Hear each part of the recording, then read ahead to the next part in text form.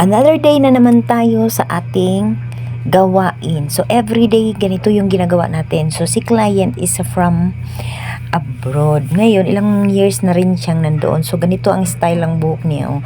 So, sobrang haba na. So, bumalik na siya sa yung original niyang buhok. So, ang ginawa ko dyan is yung package natin. So, ribbon with Brazilian, with balayage yan siya, tas with base color, etc. etc. So, ganyan ang itsura ng buhok ni client. So, ang ginawa ko dyan is pinutulan ko yung dulo niya kasi nga manipis na siya eh. So, ayan na. Nung pinutulan ko na, nag-start na akong nag-apply ng gamot. So, R1 tayo muna. So, binabad natin. Pero, syempre, sa R1 natin, hindi tayo basta-basta maglalagay kasi i-check pa natin yung buhok ni client kung kakayanin ba. Tsaka, dapat pag naglagay tayo ng ganyan, babantayan talaga natin.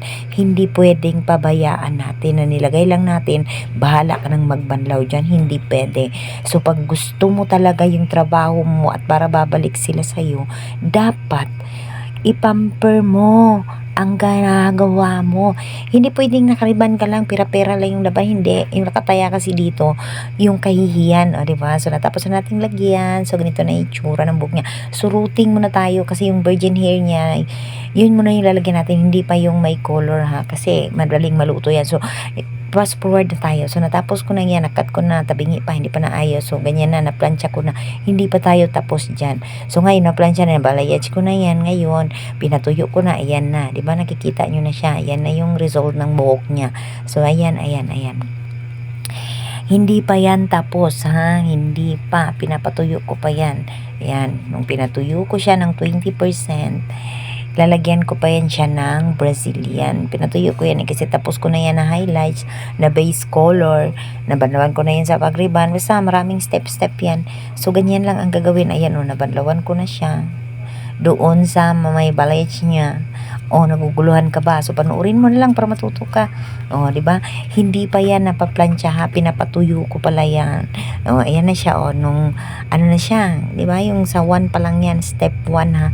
Tapos mo lagyan ng ribbon, yung cream number 1, ipatutuyuin mo, paplansyahin mo. So, yan yung itsura niya. So, ngayon, pagkatapos niya, nilagyan ko naman ng highlights yan. Tapos, nag-base color ako, binanlawan. Siyempre, hindi pwedeng hindi natin nahaluan na yung mga chitra-chira papaganda. So, ayan na yung final niya, pero hindi pa yan napaplansya. Tapos na yan ng highlights, base color, at saka Brazilian. So, ayan na. Naplansya na siya. Ayan na yung itsura niya.